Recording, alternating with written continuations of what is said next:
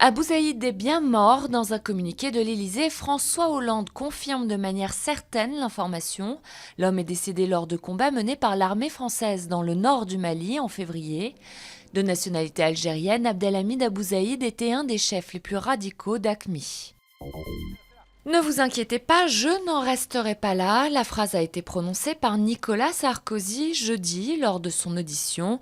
Il s'adressait au magistrat Jean-Michel Gentil. Des proches de l'ancien président mis en examen dans le dossier Bettencourt sont montés au créneau et n'ont pas hésité à s'attaquer au juge d'instruction.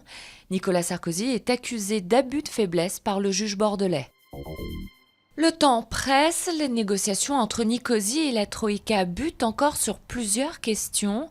Sur l'île, la situation devient critique, les banques sont fermées depuis une semaine et les virements via Internet sont bloqués. Chypre doit trouver d'ici lundi 7 milliards d'euros pour débloquer l'aide internationale de 10 milliards. Une rencontre historique mais secrète, le pape François et son prédécesseur Benoît XVI se sont entretenus dans la résidence de Castel Gandolfo, au sud de Rome. C'est une rencontre inédite dans l'histoire de l'Église catholique. Célestin V, qui a renoncé à sa fonction papale en 1294, avait lui été enfermé par son successeur.